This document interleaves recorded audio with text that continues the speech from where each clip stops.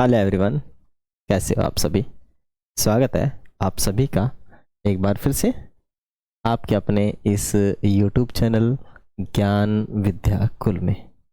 प्यारे दोस्तों, बच्चों और अभिभावकों, आज हम न्यू एनसीईआरटी जो कि अभी लागू हुई है 2025 के अंदर कक्षा 6 के लिए, उसको आज हम पढ़ने वाले हैं। चैप्टर का नाम आप सब जानते हैं। क्या नाम है चैप्टर का नाम? लंबाई एवं गति का मापन। लंबाई जानते हो, जैसे मैं कितना लंबा हूँ, यह पेन कितना लंबा है, ठीक है, मेरे बाल कितने लंबे हैं, मेरी उंगलियां कितनी लंबी है, रोड कितना लंबा है, काफ़ी सारी चीज़ें। उनकी लंबाई कैसे नापते हैं, उसका मापन कैसे करते हैं, गति स्पीड का मापन। गाड़ी चलती है ना, वो कितनी स्पीड से चल रही है, कैसे पता लगेगा? लंबाई कितनी है, कैसे पता लगेगा? तो प्यारे बच्चों, आज हम यही जानने वाले हैं। आ जाओ, सीखते हैं बिना किसी देरी के। पढ़ते हैं इस चैप्टर को, लंबाई एवं गति का मापन, length and speed measurement. Deepa एक जिज्ञासु बालिका है। वह 11 वर्ष की है और हरियाणा प्रांत के एक नगर में रहती है। विद्यालय का नया सत्र आरंभ हो चुका है। दीपा को विद्यालय के लिए एक नई वर्दी चाहिए। ड्रेस चाहिए, नहीं चाहिए? चाहिए। क्या चाहिए? एक नई वर्दी चाहिए, नई ड्रेस चाहिए। क्या चाहिए? एक नई ड्रेस चाहिए, क्योंकि उसका कद बढ़ गया है।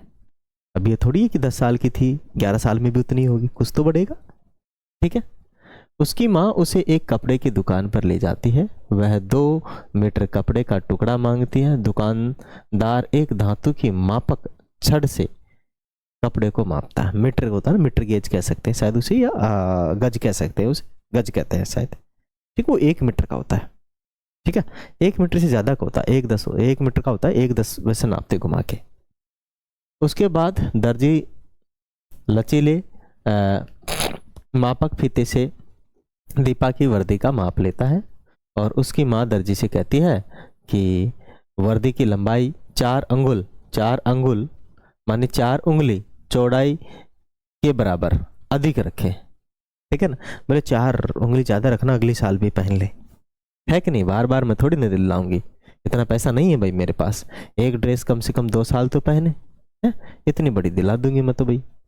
तो बोला कि 4 अंगल ज़्यादा रखना, उलट के ले जाएगी नीचे से ठीक है। मतलब अब मुझे बताओ, एक तो ये फीता और एक ये गज, ऐसी क्या दोनों सेम ही होते हैं कि बिल्कुल सेम ही होते हैं? बस ये कपड़े को नापने के लिए बिल्कुल एक स्ट्रेट चाहिए होती है, और ये जो नापते हैं ये घुमावदार चीज़ों को नापने के लिए ज़रूरत पड़ती है। जैसे मेरा हाथ का नाप लेना, इधर से इधर का कितना मोटा है ये, मेरे कॉलर की नाप लेनी है, मेरे कंधों की नाप लेनी है, मेरी कमर की नाप लेनी है, तो इस टाइप के फीते का यूज़ किया जाएगा। और यदि सीधा नापना है तो इस टाइप के फीते का यूज़ किया जाएगा। दीपा अपने अनुभव विद्यालय के मित्रों अनीस और हरदीप और पद्मा एवं तस्नीम के साथ साझा करती है और उनके बीच में चर्चा भी करती है, ठीक है। इन सब के बीच में क्या करती है? चर्चा करती है। दीपा जो है इन सब के बीच में क्या करती है भाई? चर्चा करती है। ये सारे बच्चे हैं, आपस में चर्चा करते हैं कि भाई तुम कहाँ से ड्रेस लाए, और यार तेरे कपड़े तो बहुत अच्छे हैं, तेरे कपड़े तो सुंदर दिख रहे हैं, तेरे कपड़े की क्वालिटी भी अच्छी है, और मेरा तो कमज़ोर कैसे हो गया भाई, है? ये चर्चा करते हैं बच्चे। मेरी मम्मी ने वहाँ से दिलाए, वहाँ इतने का दिलाया, अरे तेरा तो सस्ता है, मेरा महंगा है ऐसा चलता रहता है बच्चों में चर्चा। हम कैसे मापते हैं? हाउ टू मेजर ऑफ एनीथिंग्स और एनी लेंथ। कैसे मापते हैं किसी मेजर को?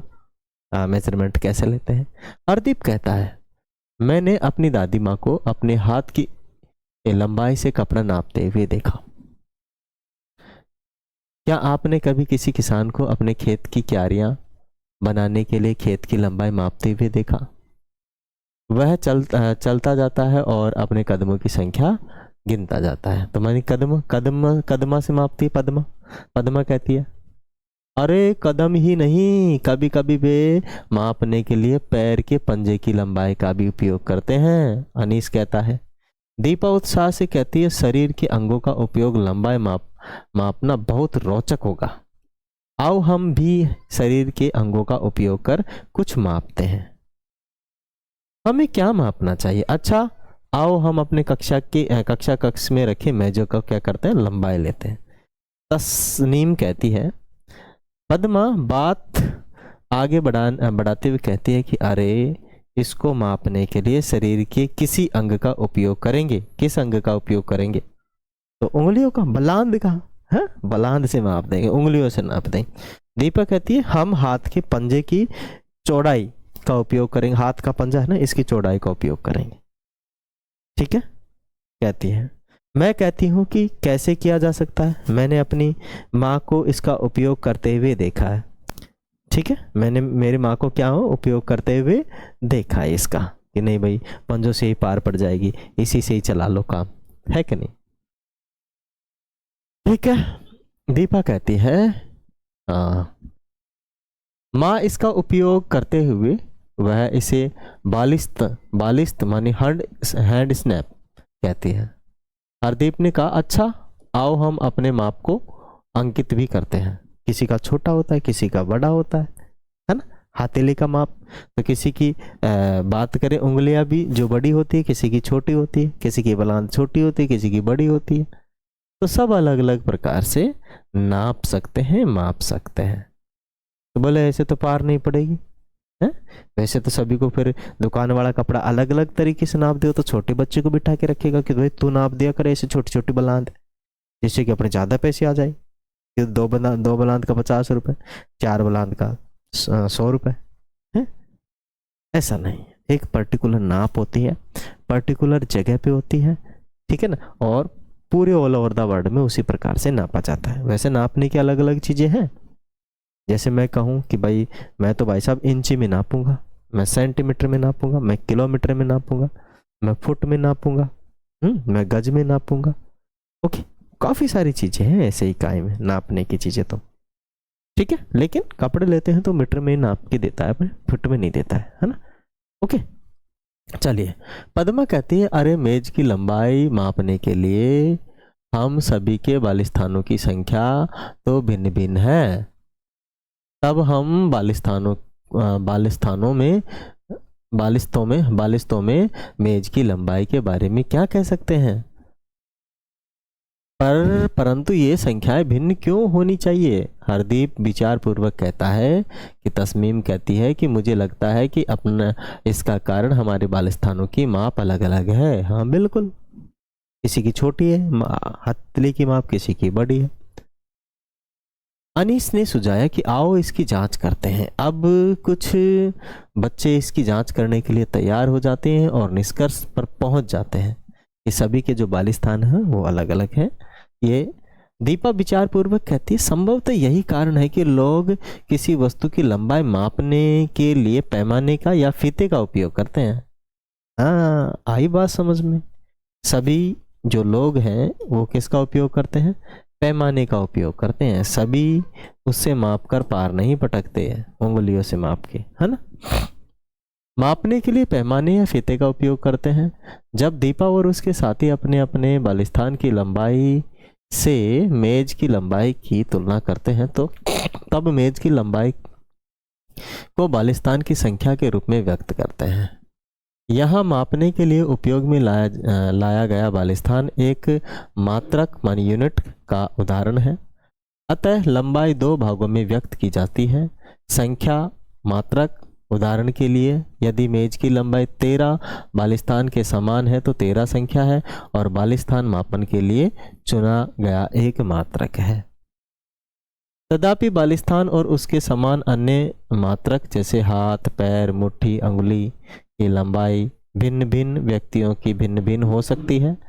अतः एक ऐसा मात्रक की आवश्यकता है जिसे अलग अलग लोगों द्वारा लिया गया एक ही लंबाई का मापक एक समान हो। मापक क्या हो? एक समान हो। चलते हैं आगे और आगे करते हैं अध्ययन। ठीक है, देखिए प्राचीन समय में भी काफ़ी समय लगा था। पूरे विश्व के अंदर अब एक ही प्रकार की माप चल रही है, लेकिन प्राचीन समय में मापने के लिए काफ़ी सारे राजाओं ने काफ़ी अलग अलग प्रकार की चीज़ें विकसित की। किसी ने चैन विकसित की, तो किसी ने कोई डंडी विकसित की, किसी ने कोई हाथ विकसित किया, तो पता नहीं क्या क्या विकसित किए हैं। ठीक है ना। तो प्राचीन काल से ही भारत में मापन प्रणालियों का एक समृद्ध इतिहास रहा है। प्राचीन भारतीय इतिहास में एक मात्रकों का वर्णन है, जैसे कि अंगुली से नापना, बहु अंगुलिन, धनुष योजना, योजन हो गया। उसका उपयोग कलाकृति, वास्तुकला एवं नगर नियोजन में होता था। बढ़ाई और दर्जी जैसे पारंपरिक शिल्पकार आज भी अंगुल का ही उपयोग करते हैं। सिंधु, सरस्वती, हड़प्पा सभ्यता के उत्खनन स्थानों से प्राप्त अनेक वस्तुओं में रेखांकित चिन्ह पाए गए हैं, जो पैमाने हो सकते हैं, पता नहीं है पर हो सकते हैं। इट में पॉसिबल और नॉट, हो भी सकते हैं और नहीं भी हो सकते। मापक मात्रक, अब भाई जमाना गया है उंगलियों से नापने का। अब मॉडर्न जमाना आ चुका है और यहाँ पे उंगलियां काम नहीं करती है। यहाँ पे बिल्कुल भी विश्वास नहीं किया जा सकता लोगों पर, है। तो उंगलियों के मापने का ज़माना गया और आज हम फुट, मीटर, सेंटीमीटर, गज इनमें नापते हैं। ज़मीन लेंगे तो कोई मीटर में लेता है, कोई फुट में लेता है, कोई गज में लेता है। कपड़ा लेता है तो मीटर में लेते हैं, फुट में भी ले लेते हैं।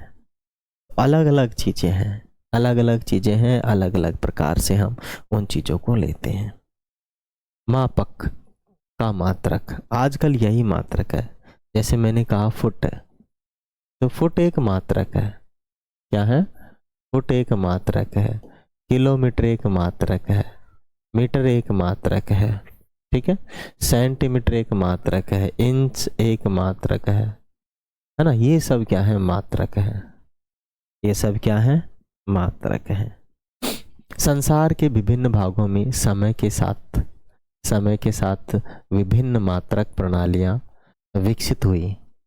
तथापि जब लोगों ने एक साथ एक स्थान से दूसरे स्थान की यात्रा करना आरंभ किया, तब इससे बहुत भ्रम उत्पन्न हुआ। इसका परिणाम यह हुआ कि संसार के विभिन्न देश एक साथ आए और मापन के मापक मात्रकों के विषय में एकमत होने लगे, उन्हें मापने लगे। आजकल उपयोग में लाए जाने वाले मात्रक प्रणाली को अंतर्राष्ट्रीय मात्रक प्रणाली अथवा एसआई मान इंटरनेशनल सिस्टम ऑफ यूनिट्स का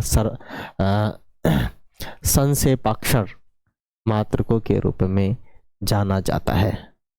ठीक है, आजकल ऐसा इंटरनेशनल स्टैंडर्ड या कहेंगे हम इसे इंटरनेशनल सिस्टम के आधार पर हम सब चीज़ों को नापते हैं। ठीक है, आजकल बोले को कि कौन सी पद्धतियाँ हैं, MKS पद्धति, MKS है, CGS है, CGS है। ठीक है, और हम MKS पद्धति, SI जो है मैक्सिमम MKS पद्धति ही यूज में लेते हैं। ठीक है, मात्रक का मतलब है जैसे लंबाई का मात्रक हो गया कि हम मीटर में नापते हैं अकॉर्डिंग टू SI सिस्टम।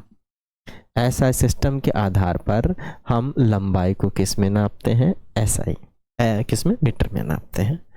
ठीक है, इसकी बड़ी इकाई किलोमीटर हो सकती है। ओके, हो सकती है, नहीं है।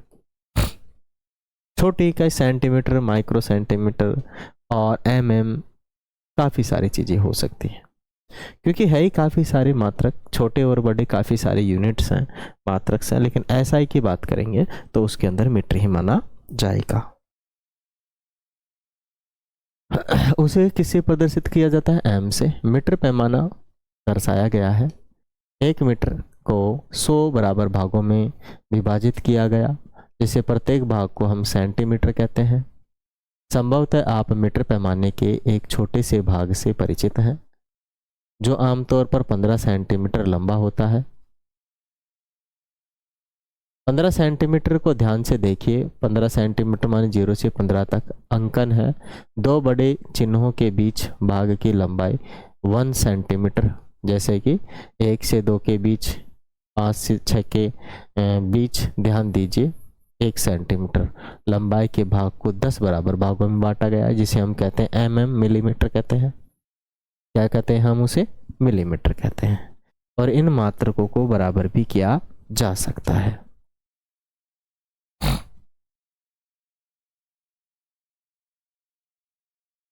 चलिए आगे चलते हैं। आगे अपने पास आ चुका है कि देखिए अपने पास ऊपर तो एक पैमाना दे दिया है, सेंटीमीटर वाला पैमाना है, 15 सेंटीमीटर लंबा है, यहाँ 0 से लेकर यहाँ 15 तक, और ऊपर जो है ऊपर भी सेंटीमीटर वाला ही है। ठीक है। अगर हम बात करें कि भाई किलोमीटर जो है ना, मानी 1 किलोमीटर में आप जानते हो 1000 मीटर होता है, और 1 मीटर में 100 सेंटीमीटर होता है, और 1 सेंटीमीटर में 10 mm बोले तो मिलीमीटर होते हैं। ठीक है। इनसे भी छोटा होता है माइक्रोमीटर होता है। ओके, तो इनसे भी छोटा डेकामीटर, सेंटीमीटर, डेसीमीटर और भी काफ़ी सारे मात्रक होते हैं, लेकिन अपने पास यहाँ पे नहीं दिए गए हैं। आपने कुछ पैमानों में एक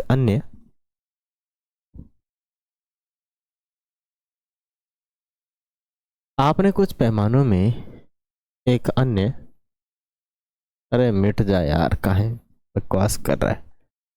आपने कुछ पैमानों में एक अन्य प्रकार का अंकन भी देखा होगा। पैमाने में यह अंकन इंच में हो सकता है, मानी 1 इंच बराबर 2.54 सेंटीमीटर के बराबर होता है। ठीक है। और जो मकान हम बनाते हैं वो हम सेंटीमीटर में यूज नहीं लेकर फिट में बनाते हैं, माने इंच में बनाते हैं। दीवार 9 इंच की रहती है, ईंट 9 इंच की रहती है। ठीक है। 10 इंच की और ऑन ओवर पड़ जाती है, आधा आधा इंची दोनों तरफ मसाला आ जाता है, मसाला जिसे हम कहते हैं। फिट में भी हो सकती है, यदि हम पत्थर की बना रहे हैं तो फिट में बनाते हैं। ठीक है। तो इस प्रकार से ये इंच वाला है, ये जो दिया गया है ये इंच में है। ठीक है। इंच में इंडिकेशन दे रहा है, इसमें इंडिकेशन दे रहा है, इंच में दे रहा है। आगे क्या बोल रही है भाई? मान लीजिए कि हम सभी फिर से मेज की लंबाई मापते हैं, किंतु इस बार हम मीटर पैमाने का उपयोग करेंगे। क्या हमारे परिणाम अब भी भिन्न होंगे? ना। अगर हम एक पर्टिकुलर पैमाने से यूज लेते हैं तो सभी समान होंगे, अलग अलग नहीं। लेकिन हमें सबसे पहले लंबाई मापने के लिए पैमाने का उपयोग करने की सही विधि भी पता होनी चाहिए। लंबाई मापने की सही विधि क्या है उसके बारे में हम पढ़ेंगे, सही विधि जानेंगे कि लंबाई मापने की सही विधि क्या है।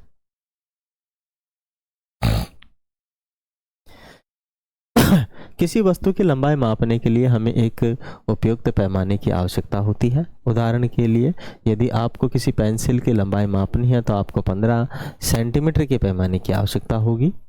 इसी प्रकार किसी कक्षा की उचित माप के लिए अपने को मीटर वाला लेना पड़ेगा।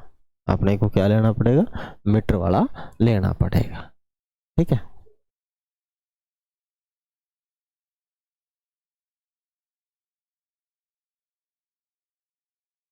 बिल्कुल प्रॉपर चल रहा है। थोड़ा सा इशू है भाई, सभी लोग क्या कर देंगे, हमें मोटिवेट करने के लिए फटाफट से सब्सक्राइब कर दें, चैनल को शेयर कर दें एंड सभी लोगों के पास भेज दें। इसका एक रीज़न है भाई, है ना। हाँ, जितने ज़्यादा आप हमें मैसेज करोगे, कमेंट करोगे, हम उतने ज़्यादा आप लोगों के लिए कंटेंट लेकर आते रहेंगे। Please keep support. पैमाना या मापन फीते की आवश्यकता पड़ सकती है। किसी वृक्ष के तने की मोटाई अथवा अपनी छाती के आकार की माप के लिए आप सीधे तौर पर मीटर पैमाने का उपयोग नहीं कर सकते। ऐसे पैमाने के लिए दर्जी के लिए फीते जैसी लचीली मापन फीता उपयुक्त होता है। लंबाई का मापन करते समय हमें कुछ सावधानियां बरतने की आवश्यकता होती है। क्या बरतने की आवश्यकता होती है? सावधानी बरतने की आवश्यकता हो सकती है। पैमाने को रखने की सही विधि क्या है? पैमाने को वस्तु के संपर्क में इसकी लंबाई के अनुदिश माने साथ साथ रखिए, जैसा कि चित्र में दर्शाया गया है। पैमाने को पढ़ते समय आंख की सही स्थिति क्या है? पैमाने को पढ़ते समय आपकी सही स्थिति क्या है? उदाहरण के लिए यदि आप एक पेंसिल को पैमाने के साथ संरेखित कर उसका माप लेने का प्रयास करते हैं तो आपकी आंख की स्थिति पेंसिल की नोक की स्थिति के ठीक ऊपर होनी चाहिए, ठीक है, अगर हमें नापना है तो, है ना। जैसे समझिए कि अपने पास एक पेंसिल को अपने को नापना है, मेजरमेंट करना है। How to measurement this pencil, तो यहाँ से देखो, यहाँ 0 पर रखना है और यहाँ से इसकी नोक को यहाँ रखना है, यहाँ पे जस्ट यहाँ अपने को यहाँ से देखना है, इधर से नहीं देखना, इधर से भी नहीं देखना, यहाँ से देखना है सीधा, जहाँ तक रहेगा वहाँ तक इस पैमाने की क्या रहेगी, मतलब इस रूल की क्या रहेगी, लंबाई। यदि पैमाने के सिरे टूटे हो तो लंबाई माप कैसे माप करें, ठीक है। तो मैं आपको समझाऊं कि अगर पैमाने का सिरा टूट जाए, पैमाने का क्या टूट जाए, सिरा टूट जाए, मान लीजिए कि अपना जो पैमाना है उसका सिरा टूट चुका है, उसका सिरा क्या हो चुका है, टूट चुका है, तो मैं आपको एक छोटा सा प्यारा सा तरीका बताता हूँ कि किस प्रकार से हम उसको मापें। मान लीजिए पैमाने का सिरा टूट गया 1 इंची का, तो 2 इंची से मापना प्रारंभ करें, 2 इंची का टूट गया तो 3 इंची से मापना प्रारंभ करें, बस उसमें जोड़ लें। जैसे 3 इंची से मापना प्रारंभ कर रहे हैं तो 3 और उसमें से क्या कर लें, कम कर लें, ठीक है ना। जैसे यहाँ से देखो इसका सिरा टूट गया तो 1 इंची से मापना प्रारंभ किया, यहाँ पे कितना आया 10.5, तो क्या होगा, ये 9.5 ही होगा, क्योंकि 1 इंची तो हम इधर से ही ज़्यादा ले रहे हैं, है कि नहीं, तो ये 9.5 ही होगा। समझ में आ गया। तो ऐसे हम क्या कर सकते हैं, यह नहीं कि अपने पास पैमाना है नहीं और चाहिए भी, है कि नहीं, पैमाना अपने पास टूटा हुआ है और हम तो बोले नया से नापेंगे, पुराने से पार नहीं पटकेंगे, तो बिल्कुल गलत बात है। ऐसी कंडीशन में हम इस प्रकार से हम यूज ले सकते हैं, कहीं से लाने ले जाने की जरूरत नहीं है। आइए आगे अपने पास लंबाई लिखते समय मात्रक लिखना न भूले। हाँ, जब भी हम लंबाई लिखें तो अपने को मात्रक जरूर लिखना है। जैसे मैं यहाँ पे लिख के छोड़ दूँ कि भाई मेरा जो है, मेरा जो लंबाई है वो 5.3 है। अब बोले पागल हो गया सब लोग, 5.3 क्या है, 5.2 क्या है, आगे तो कुछ होना चाहिए ना भाई। 5.2 किलोमीटर लंबा हूँ क्या मैं, 5.3 किलोमीटर लंबा हूँ क्या मैं, फीट लंबा हूँ क्या मैं, या मीटर लंबा हूँ क्या मैं, या सेंटीमीटर लंबा हूँ क्या मैं, पता नहीं लोगों को, ठीक है ना। तो मुझे उसका मात्रक लिख के देना पड़ेगा कि भाई फिट, ठीक है ना, फिट या फुट कह सकते हो आप, फुट कह सकते हो, ठीक है ना, फिट या फुट कह सकते हो कि भाई मेरी लंबाई इतनी है। सेंटीमीटर में लिखूंगा तो 5 फीट में कितने सेंटीमीटर हो गए, 12×72, 12×72 सेंटीमीटर, ना सेंटीमीटर नहीं, अपने इंच में, तो 12×5 = 60 और 3 63 इंच। अगर मैं नापूं तो 63 में लिखूंगा इधर इंच, लिखना जरूरी, ये लिखना जरूरी है, यही है इकाई, यही है इकाई, और इसे ही कहते हैं मात्रक, और इसे ही कहते हैं इंग्लिश में यूनिट। ये पता होना चाहिए अपने को, ठीक है, समझ में आ गया। आगे है मात्रकों के प्रतीक हिंदी में भी वही रहते हैं जो अंग्रेजी में लिखे होते हैं। अतः किलोमीटर को हम km किलोमीटर, मीटर को हम m, सेंटीमीटर को cm और मिलीमीटर को हम mm लिखा जाएगा। ध्यान दे कि इन संकेतों का पहला अक्षर और भी अंग्रेजी वर्णमाला के छोटे अक्षर ही हैं।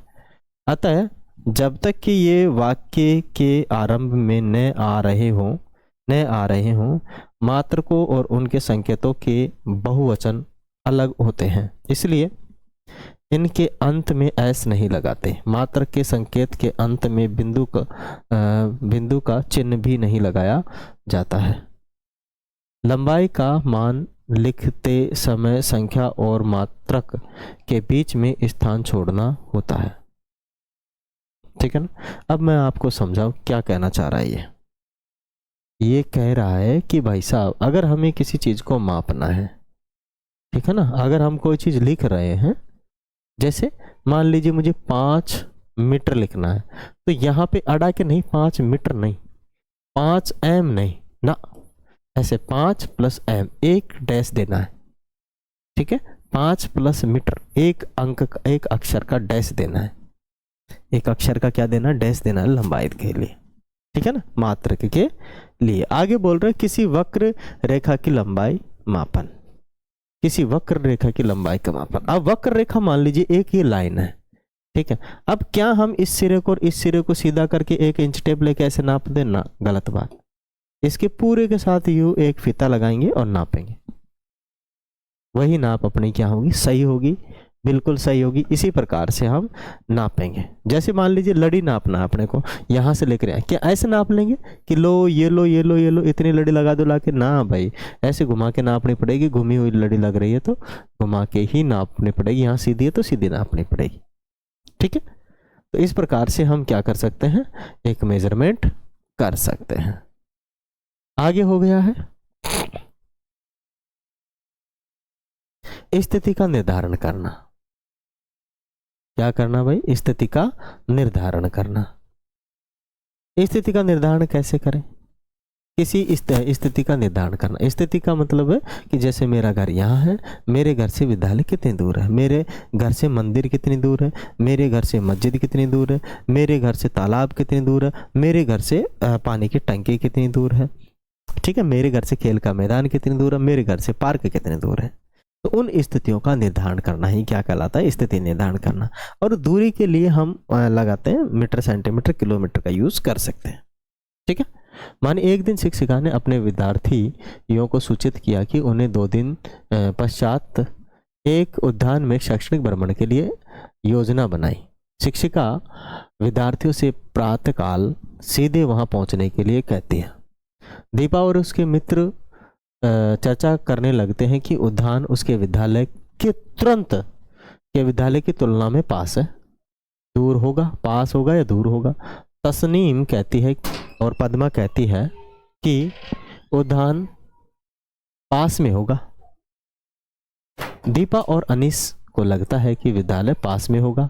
हरदीप सोचता है कि दोनों लगभग बराबर दूरी पर हैं। दोनों लगभग क्या है, बराबर दूरी पे है। अब ये उनके घरों पे डिपेंड कर रहा है कि उनके घर हैं कहाँ। ठीक है ना, उनके घर है कहाँ। ओके, कौन सही है कौन गलत है, आगे चलते हैं।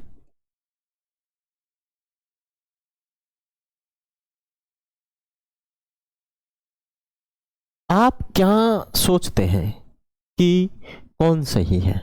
सही सभी सही है, तब उनका प्रेक्षण भिन्न भिन्न क्यों? भाई जब भी उन सभी का घर अलग अलग जगह पे है तो उनका प्रेक्षण भिन्न भिन्न आने वाला है, समान नहीं हो सकता। पर्टिकुलर एक ही घर में सभी लोग रहे तो प्रेक्षण अलग अलग आए तो मतलब समझो कि वो गलत बोल रहे हैं। लेकिन जब सभी अलग अलग जगह पे रह रहे हैं तो उनके घरों से जो विद्यालय की दूरी है या फिर जो गार्डन की दूरी वो अलग अलग जगह पे होने वाली, क्योंकि वे विद्यालय और उद्यान की दूरी का अनुमान अपने अपने घरों से कर सकते हैं, कर रहे हैं। इसके विपरीत यदि उन्हें एक ही वस्तु या स्थान जैसे कि किसी बस स्टैंड से दूरी के बारे में सोचा होता तो उसका प्रेक्षण समान होता, लेकिन वो तो अपने घर से नाप रहे हैं। ठीक है, तो उन्होंने एक संदर्भ बिंदु लिया है और वो संदर्भ बिंदु है उनका अपना घर। ठीक है, उनका क्या है, अपना घर। अपने घर से उन्होंने सब चीजें ली हैं। ठीक है, चलिए, तो जब भी हम किसी चीज के बारे में पता करेंगे तो हम एक संदर्भ बिंदु लेंगे।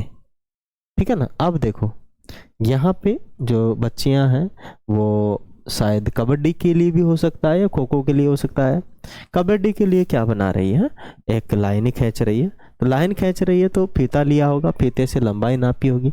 लंबाई नापने के बाद उन्होंने कलर डालना प्रारंभ किया होगा, रंग डालना प्रारंभ किया होगा और एक कबड्डी कोर्ट के लिए रेखाएं उन्होंने खींच ली है। ठीक है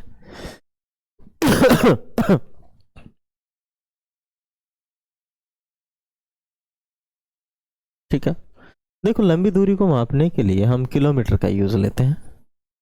70 किलोमीटर दिल्ली दूर है, कहाँ कहीं दिल्ली से 70 किलोमीटर दूरी पर ये लगा होगा। अब ये कौन से गांव में पता नहीं है। अब दिल्ली के इधर भी कोई 70 किलोमीटर गांव होगा, दिल्ली मान लीजिए यहाँ है तो 70 किलोमीटर कहाँ है, इसे हम कहाँ कह सकते हैं। तो चारों तरफ दिल्ली से 70 किलोमीटर दूर जो भी गांव हो सब दिल्ली से 70 किलोमीटर दूर लिखेंगे, लिखेंगे नहीं लिखेंगे, है कि नहीं है। अब ये पता नहीं कितने गांव है दिल्ली से 70 किलोमीटर दूर, सारे के सारे दिल्ली से क्या लिखेंगे कि भाई हम दिल्ली से कितने किलोमीटर दूर हैं, 70 किलोमीटर दूर है। गांव का नाम बता देता तो भाई बता देते कि इधर से इधर इतना है, लेकिन पता लग जा रहा है। कुछ दिन पश्चात पद्मा बस से अपने नाना नानी जी से मिलने के लिए दिल्ली जा रही थी। वह दिल्ली पहुंचने के लिए उत्सुक थी और सड़क के किनारे लगे किलोमीटर सूचक पत्थरों को पढ़ रही थी। 1 किलोमीटर सूचक पत्थर पर दिल्ली 70 किलोमीटर दूर लिखा था। इसके पश्चात अगले किलोमीटर के लिए सूचक पत्थर पर दिल्ली 60 किलोमीटर दूर लिखा था और प्रत्येक क्रमागत किलोमीटर सूचक के लिए पत्थर इंगित कर रहा था कि वह अपने नाना नानी के घर के निकट है। मतलब जैसे जैसे किलोमीटर खत्म होते जा रहे थे, नाना नानी पास में आते जा रहे थे। क्या आते जा रहे थे? नाना नानी पास में आते जा रहे थे। अब देखो, समझो इसको यहाँ पे, ठीक है। यहाँ से इंडिया गेट दिखा रखा है, इंडिया गेट से लंबाई लिए। अभी यहाँ पे है लड़की, अब 60 आई तो 10 किलोमीटर कम 50, फिर धीरे धीरे 0 आ गया। ओ आ गए नानी नानी नानी नानी आ गए, नाना नानी के आ गए। ऐसा हम क्या कर सकते हैं, कह सकते हैं, ठीक है। तो मतलब जैसे जैसे पास आएगी तो 0 किलोमीटर हो ही जाएगा। आगे है, यदि किलोमीटर सूचक पत्थर दिल्ली से 70 किलोमीटर दर्शाता है, जैसा कि चित्र में 5.3 में दिखाया गया है, हम कह सकते हैं कि पद्मा की स्थिति 70 किलोमीटर दूरी पर है। जब किलोमीटर सूचक पत्थर पर दिल्ली 60 किलोमीटर लिखा है तो 60 किलोमीटर दूरी पर है दिल्ली, है ना। मतलब नियर बाय धीरे धीरे घटता ही जा रहा है। क्या पद्मा एक ही बिंदु पर थी? ना, पद्मा बदलती जा रही थी, बस में थी, पद्मा की स्थिति बदलती जा रही थी। क्या पद्मा, इसका तात्पर्य है कि संदर्भ बिंदु के सापेक्ष पद्मा की स्थिति समय के साथ क्या हो रही है, परिवर्तित हो रही है। किसी वस्तु की स्थिति एक बिंदु के संदर्भ के सापेक्ष बल परिवर्तन कब परिवर्तन होती है? क्या यह तब परिवर्तन होती है जब वस्तु गतिशील है? हाँ बिल्कुल। अगर कोई वस्तु गतिशील है और उसके संदर्भ में किसी पॉइंट के पर्टिकुलर में हम डिस्टेंस लगाएं तो उसे हम कहते हैं चाल। गतिशील चाल कहते हैं, गति कहते हैं। क्या कहते हैं हम? गति, ठीक है। गतिशील वस्तुएं, गतिशील वस्तुएं, कोई भी गाड़ी चल रही है गतिशील है, कोई भी बस चल रही है गतिशील है, कोई भी ट्रेन चल रही है गतिशील है, पृथ्वी अपनी गतिशील है, ठीक है, घूम रही है एक अपने अक्ष पर, यहाँ पर भी गतिशील है। पृथ्वी सूर्य के चारों ओर चक्कर लगा रही है, वहां पर भी गतिशील है, ठीक है। तो अपने गतिशील की वस्तुओं के बारे में हम पढ़ेंगे अब आगे।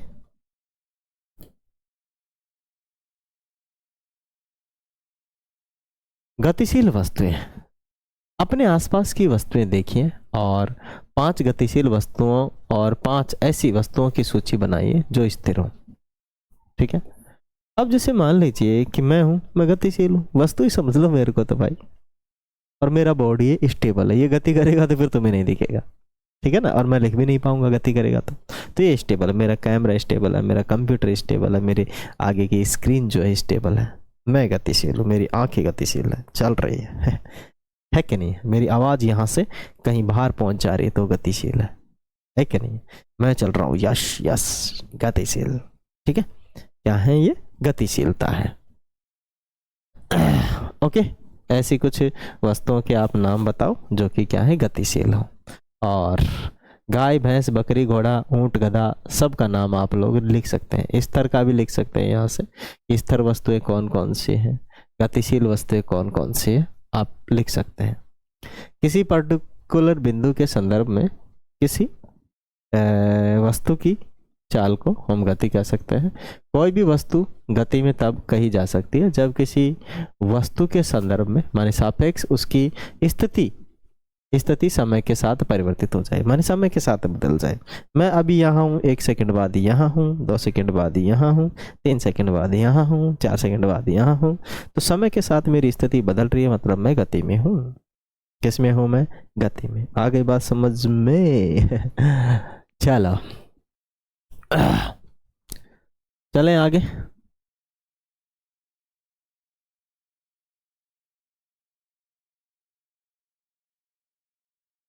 अब चलिए गति के प्रकार पढ़ लेते हैं। टाइप ऑफ मोशन, गति को हम क्या कहेंगे? मोशन कहेंगे।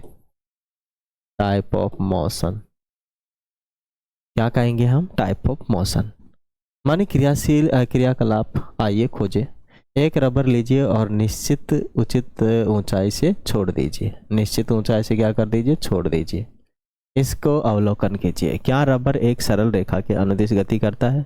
जब एक संतरा पेड़ से गिरता है तो क्या वह सरल रेखा में गति करता है? क्या आपने गणतंत्र दिवस परेड देखी है? परेड के समय विद्यार्थियों द्वारा प्रस्तुत पास्ट मार्च का स्मरण कीजिए। क्या वे एक सरल रेखा में चलते हैं? जब एक भारी बॉक्स धकेला जाता है तो वह सीधी रेखा के अनुदिश चलता है।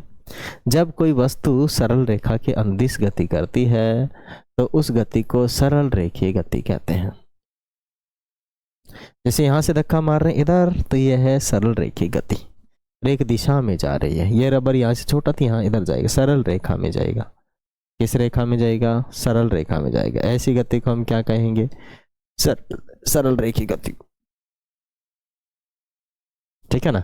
तो ये परेड चल रहा है, ये भी सरल रेखा में चल रहा है, और ये ऊपर से आम नीचे टूट के गिरेगा, संतरा जो है नीचे गिरेगा, तो ये भी सरल रेखा में गिर रहा है।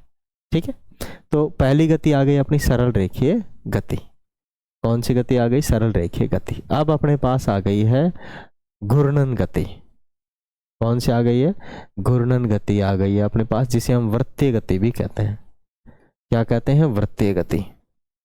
ओके, एक धागे से हमें क्या लेना है? एक पत्थर बांध देना है, पत्थर को, और उस धागे का एक मुंह में एक सिर मेरे पास पकड़ लेना है, सिरा यूं घुमाना है। तो जिस गति में वो घूमेगा उसे हम कहते हैं वृत्तीय गति। ठीक है। यहाँ पर भी ये वृत्तीय गति में घूम रहा है।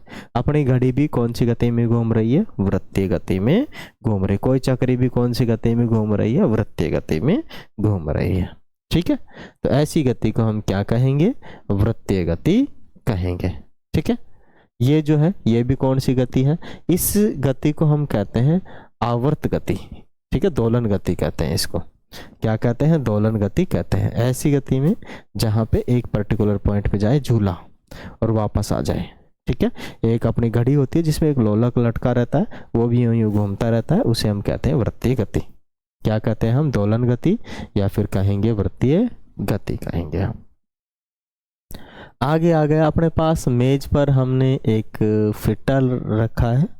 ये फिट्टा यहाँ पे काफी सारे इसके प्लास्टिक का है, और इसको हम जोर से दबाते हैं, ऊपर ऊपर यूज करेगा। इसको अभी हम क्या कहेंगे? वृत्तीय गति कहेंगे। क्या कहेंगे हम? वृत्तीय गति कहेंगे। कौन सी गति कह देंगे हम इसे? वृत्तीय गति, दोलन गति कहेंगे। ठीक है ना। कौन सी गति कहेंगे? वृत्तीय गति कहेंगे। ठीक है। कोई भी वस्तु अपने एक ही स्थान से अगर गति करती है तो वो वृत्तीय गति कहलाती है। अब यहाँ पे देखो काफी सारी गतियों का उदाहरण अपने पास आ चुका है। ठीक है। अब मुझे बता, एक लड़की यहाँ से यहाँ खिसल के आ रही है, वृत्तीय कौन सी गति? सरल रेखीय गति। एक जो बच्चे हैं इसके अंदर यूं घूम रहे हैं, ये घूम रहा है, तो ये है आपकी वृत्तीय गति। एक लड़की जो इधर यूं घूम रही, तो ये है आपकी दोलन गति। कौन सी गति है? दोलन गति। ये इसके चारों तरफ ही घुमा रहा, तो ये वृत्तीय गति। ये ऊपर नीचे हो रहे हैं, तो ये दोलन गति, ऊपर नीचे होने की दोलन गति। ये यहाँ से लटक के यहाँ से यूं जाएगी, या ऊपर से लटक के यूं आएगी, तो ये होगी आपकी सरल गति। कौन सी गति हो जाएगी? सरल गति। सभी गतियों का इसके अंदर क्या है? समावेश बताया गया है। तो इसमें आप लिखेंगे कि कौन सी गति कब हो रही है। ठीक है। समझ लीजिए। अब अपने पास थोड़े से कुछ वर्ड्स आए हैं, इनको हम डिस्क्राइब करना चाहते हैं, बताना चाहते हैं माय डियर। क्या करना चाहेंगे हम? बताना चाहेंगे। तो क्या बताना चाहेंगे? सेंटीमीटर जो है, ठीक है, इसको सीएम लिखेंगे। मापन को मेजरमेंट कहते हैं, किसी भी चीज़ को मापना, मेजरमेंट करना। वृत्तीय गति मैंने कहा, गोल गोल घूमने वाली गति को वृत्तीय गति।